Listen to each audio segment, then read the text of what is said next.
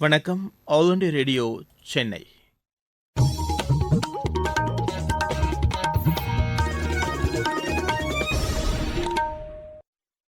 மாநிலச் செய்திகள் வாசிப்பவர் முகமது. தலைப்புச் செய்திகள்: பிரதமர் திரு நரேந்திர மோடி மக்களிடையே மனம் திறந்து பேசும் மன் கி பாத் நிகழ்ச்சி அகில இந்திய வானொலியில் இன்று காலை 11 மணிக்கு ஒலிபரப்பாகிறது. மதுரை தோப்பூரில் எய்ம்ஸ் மருத்துவமனை கட்டுமானப் பணிகள் 3 ஆண்டுகளுக்குள் முடிக்கப்படும் என்று மத்திய சுகாதாரத்துறை இணையமைச்சர் திரு பி சிங் பாகெல் தெரிவித்துள்ளார். மழை வெள்ளத்தால் பாதிக்கப்பட்ட தென் மாவட்டங்களில் உள்ள மக்களுக்கு குடும்ப அட்டை மூலம் இழப்பீட்டுத் தொகை வழங்கப்பட்டு வருவதாக மாநில அமைச்சர் திரு சாமிநாதன் தெரிவித்துள்ளார். தென்கிழக்கு அரபிக்கடல் பகுதியில் உருவாகியுள்ள காற்றழுத்த தாழ்வு நிலை ஆழ்ந்த காற்றழுத்த தாழ்வு பகுதியாக வலுப்பெறும் என்று வானிலை ஆய்வு மையம் தெரிவித்துள்ளது.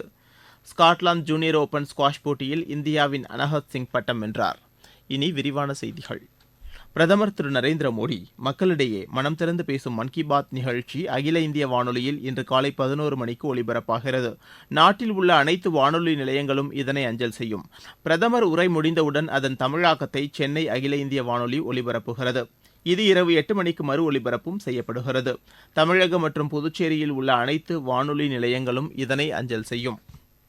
நாட்டில் கூட்டுறவுத்துறையின் மேம்பாட்டிற்கு அவைகளுக்கு இடையேயான ஒத்துழைப்பு அவசியம் என்று மத்திய கூட்டுறவுத்துறை அமைச்சர் திரு அமித் ஷா தெரிவித்துள்ளார். குஜராத் மாநிலம் காந்தி நகரில் உள்ள தேசிய தடய அறிவியல் பல்கலைக்கழக வளாகத்தில் நடைபெற்ற நிகழ்ச்சியில் கலந்து கொண்டு உரையாற்றிய அவர், காணொலி மூலம் ஆனந்த் அருகே தேசிய கூட்டுறவு பால்வள கூட்டமைப்பின் அலுவலக கட்டிடத்திற்கு அடிக்கல் நாட்டினார்.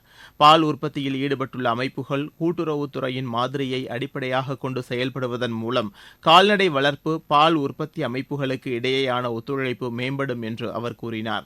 கடந்த 10 ஆண்டுகளில் நாட்டில் கால்நடை துறை மற்றும் பால் உற்பத்தி 51% வளர்ச்சியை பதிவு செய்துள்ளதாக அமைச்சர் தெரிவித்தார்.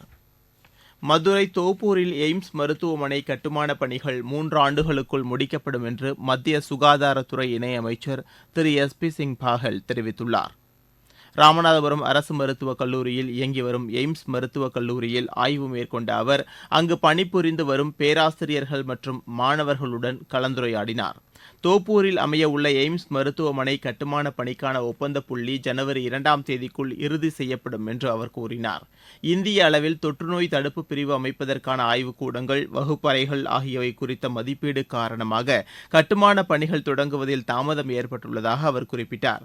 பின்னர் செய்தியாளர்களிடம் பேசிய திரு பாகெல், பிரதமர் திரு நரேந்திர மோடி தலைமையிலான மத்திய அரசு செயல்படுத்தி வரும் பல்வேறு திட்டங்கள் மூலம் ஏராளமானோர் பயனடைந்துள்ளதாக தெரிவித்தார். ஆளுநர் திரு என் ரவியை முதலமைச்சர் திரு ஸ்டாலின் நேற்று மாலை சந்தித்து பேசினார். இந்த சந்திப்பின் போது இருவரும் மாநிலத்தில் உள்ள பல்வேறு பிரச்சினைகள் குறித்து தங்களது கருத்துக்களை பகிர்ந்து கொண்டனர். தமிழக மக்கள் நலனில் தாம் முழு ஈடுபாடு கொண்டிருப்பதாக அப்போது ஆளுநர் முதலமைச்சரிடம் தெரிவித்ததாக ஆளுநர் மாளிகை வெளியிட்டுள்ள செய்திக்குறிப்பில் கூறப்பட்டுள்ளது. மாநில அரசுக்கு தேவையான ஆதரவு வழங்கப்படும் என்று ஆளுநர் இந்த சந்திப்பின் போது தெரிவித்ததாக அதில் குறிப்பிடப்பட்டுள்ளது. நீங்கள் கேட்டுக்கொண்டிருப்பது ஆல் இண்டியா ரேடியோவின் மாநில செய்தி அறிக்கை.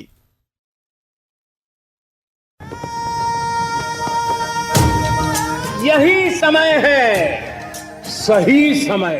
இதுதான் வேளை, சரியான வேளை.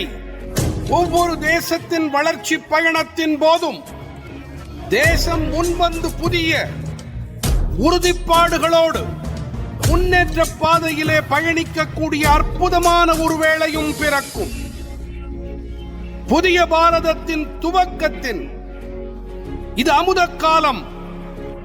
இதுவே கோடானு கோடி நாட்டு மக்களுடைய உறுதிப்பாடாகும். அமுத காலம் 25 ஆண்டுகளுக்கு ஆனது. ஆனால் நாம் நம்முடைய லட்சியங்களை அடைவதற்காக இப்போதிலிருந்தே முனைப்புடன் செயல்பட வேண்டும்.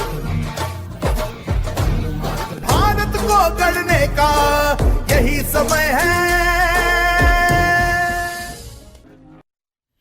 அண்மையில் பெய்த அதிக கனமழை காரணமாக பாதிக்கப்பட்ட தென் மாவட்டங்களில் உள்ள மக்களுக்கு குடும்ப அட்டை மூலம் இழப்பீட்டுத் தொகை வழங்கப்பட்டு வருவதாக மாநில செய்தித்துறை அமைச்சர் திரு சாமிநாதன் தெரிவித்துள்ளார்.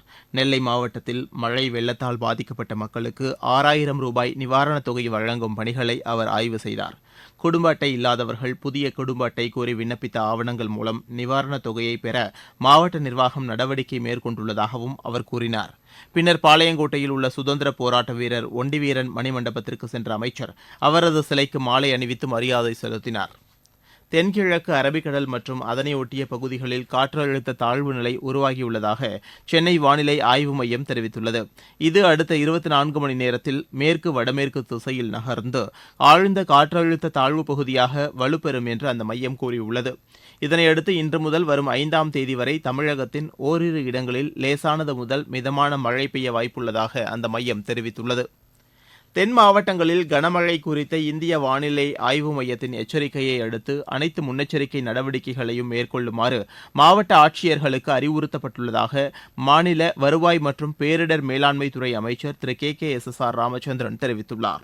இது தொடர்பாக அமைச்சர் வெளியிட்டுள்ள அறிக்கையில் அரபிக்கடல் பகுதியில் குறைந்த காற்றழுத்த தாழ்வு பகுதி உருவாகியுள்ள நிலையில் வரும் 3ஆம் தேதி வரை மீனவர்கள் அப்பகுதிகளில் மீன்பிடிக்க செல்ல வேண்டாம் என்று அறிவுறுத்தப்பட்டுள்ளதாக தெரிவிக்கப்பட்டுள்ளது. இதனையடுத்து மாநில அவசரகால செயல்பாட்டு மையம் மூலம் 24 மணி நேரமும் தொடர்ந்து கண்காணிக்கப்பட்டு வருவதாக அந்த அறிக்கையில் குறிப்பிடப்பட்டுள்ளது. மணிமுத்தாறு, பாபநாசம் அணைகளின் நீர்பிடிப்பு பகுதிகளில் பெய்த கனமழை காரணமாக தாமிரபரணி ஆற்றில் 7000 கன அடி நீர் திறந்துவிடப்பட்டுள்ளதை அடுத்து ஆற்றின் கரையோர பகுதிகளில் வசிக்கும் மக்கள் பாதுகாப்பாக இருக்குமாறும் கேட்டுக் கொள்ளப்பட்டுள்ளது. நாடு முழுவதும் மேற்கொள்ளப்பட்டு வரும் நமது லட்சியம் வளர்ச்சியடைந்த பாரதம் யாத்திரை பொதுமக்களிடையே பெரும் வரவேற்பை பெற்றுள்ளது. மத்திய அரசின் திட்டங்கள் குறித்து விழிப்புணர்வை ஏற்படுத்துவதோடு விடுபட்ட பயனாளிகளுக்கு திட்டங்கள் சென்றடைவதை உறுதி செய்யும் நோக்கில் இந்த யாத்திரை நடத்தப்பட்டு வருகிறது. தமிழகத்தின் திருப்பத்தூர் மாவட்டத்தில் உஜ்வாலா சமையல் எரிவாயு இணைப்பு திட்டம், செல்வமகள் சேமிப்பு திட்டம் ஆகியவை குறித்து தங்களுக்கு எடுத்துரைத்ததோ மிகவும் பயனுள்ளதாக இருந்தது என்று மலை கிராம மக்கள் தெரிவித்தனர். என் பேர் மகேஸ்வரி. நான் தகரகுப்த கிராமத்தில் வசித்து வருகிறேன். எங்கள் ஊரில் வந்துக்கிட்டு முகாம் ஒன்று நடத்தினாங்க. அந்த முகாமில் மத்திய அரசு ஸ்கீம் பற்றியெல்லாம் எங்களுக்கு எக்ஸ்பிளைன் பண்ணாங்க. இதை பற்றியெல்லாம் எங்களுக்கு தெரியாமல் இருந்துச்சு. இதை பற்றி நிறைய தெரிஞ்சுக்கிட்டோம். இதில் போஸ்ட் ஆஃபீஸ் மூலிமா என்னென்ன பண்ணணும், சேவிங்ஸு, செல்வ மகள் சேமிப்பு திட்டம், செல்வ மகன் சேமிப்பு திட்டம், இதை பற்றியெல்லாம் சொல்லி தந்தாங்க. அதுவும் இல்லாமல் பிரதம மந்திரி சுரக்ஷா யோஜனா ஸ்கீமை பற்றி எக்ஸ்பிளைன் பண்ணாங்க. இதை பற்றி எங்கள் மக்களுக்கு எதுவுமே தெரியாமல் இருந்துச்சு. இதை பற்றி தெரிய வச்சு எங்களுக்கு இதை பற்றி பயனடைய வச்சதுக்கு எல்லாருக்கும் எங்கள் நன்றியை தெரிவித்துக் கொள்கிறோம். என் பேர் எழிலரசி. திருப்பத்தூர் மாவட்டம் புதுநாடு பஞ்சாயத்து நமது லட்சியம் வளர்ச்சியடைந்த பாரதம் மூலமாக பல்வேறு வகையான நலத்திட்டங்களை மத்திய அரசு எங்களுக்கு தெரிவித்தாங்க. அதில் குறிப்பாக ட்ரோன் மருந்து தெளிக்கிறது, post office, health department, Ujjwala scheme, இன்னும் பல டிபார்ட்மெண்ட் சொன்னாங்க. இது ரொம்பவும் பயனுள்ளதாக இருந்தது. இந்த திட்டத்தை அளித்த மத்திய அரசுக்கும் பிரதம மந்திரி அவர்களுக்கும் நன்றி தெரிவித்துக் கொள்கிறேன். இருவரிச் செய்திகள். பலுசிஸ்தானில் அண்மையில் நடத்தப்பட்ட தாக்குதல்களுக்கு பலோச் விடுதலை படை அமைப்பு பொறுப்பேற்றுள்ளது. பாகிஸ்தானில் அடுத்த ஆண்டு நடைபெறவுள்ள பொதுத் தேர்தலில் போட்டியிடுவதற்காக முன்னாள் பிரதமர் திரு இம்ரான்கான் தாக்கல் செய்த வேட்புமனுவை அந்நாட்டு தேர்தல் ஆணையம் நிராகரித்துள்ளது. மணிப்பூர் மாநில மக்களின் மேம்பாட்டிற்காக 7 திட்டங்கள் செயல்படுத்தப்பட உள்ளதாக அம்மாநில முதலமைச்சர் திரு பைரோன் சிங் தெரிவித்துள்ளார். மகாராஷ்டிர மாநிலம் ராய்கட் அருகே நேரிட்ட சாலை விபத்தில் 2 பேர் உயிரிழந்தனர், 55 பேர் காயமடைந்தனர். நமது லட்சியம் வளர்ச்சியடைந்த பாரதம் விழிப்புணர்வு யாத்திரை கிராமப்புற மக்களுக்கு பெரிதும் பயனளிக்கும் வகையில் அமைந்துள்ளதாக மத்திய நிதித்துறை இணைச் செயலர் திருமதி ஹீமா பிந்து கூறியுள்ளார். ஆங்கில புத்தாண்டையொட்டி சுற்றுலா பயணிகளின் வருகை காரணமாக முதுமலை வனப்பகுதியை ஒட்டிய கிராமப்புறங்களில் புத்தாண்டு கொண்டாட்டங்களுக்கு வனத்துறையினர் கட்டுப்பாடுகளை விதித்துள்ளனர். விளையாட்டுச் செய்திகள்.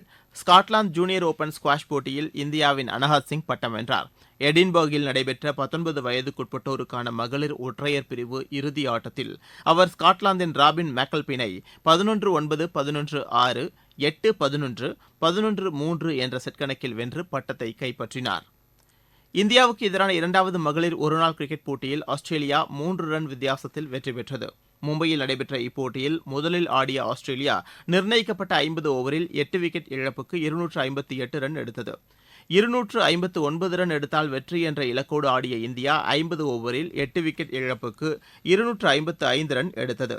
3 போட்டிகளை கொண்ட இத்தொடரில் 2 போட்டிகளில் வெற்றி பெற்று தொடரை ஆஸ்திரேலியா கைப்பற்றியுள்ளது. மீண்டும் தலைப்புச் செய்திகள்.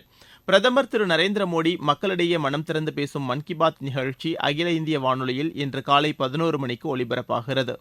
மதுரை தோப்பூரில் எய்ம்ஸ் மருத்துவமனை கட்டுமானப் பணிகள் 3 ஆண்டுகளுக்குள் முடிக்கப்படும் என்று மத்திய சுகாதாரத்துறை இணையமைச்சர் திரு SP சிங் பாகல் தெரிவித்துள்ளார். மழை வெள்ளத்தால் பாதிக்கப்பட்ட தென் மாவட்டங்களில் உள்ள மக்களுக்கு குடும்ப அட்டை மூலம் இழப்பீட்டுத் தொகை வழங்கப்பட்டு வருவதாக மாநில அமைச்சர் திரு சாமிநாதன் தெரிவித்துள்ளார். தென்கிழக்கு அரபிக்கடல் பகுதியில் உருவாகியுள்ள காற்றழுத்த தாழ்வு நிலை ஆழ்ந்த காற்றழுத்த தாழ்வு பகுதியாக வலுப்பெறும் என்று வானிலை ஆய்வு மையம் தெரிவித்துள்ளது. ஸ்காட்லாந்து ஜூனியர் ஓபன் ஸ்குவாஷ் போட்டியில் இந்தியாவின் அனஹத் சிங் பட்டம் வென்றார். இத்துடன் செய்தி அறிக்கை நிறைவு பெற்றது.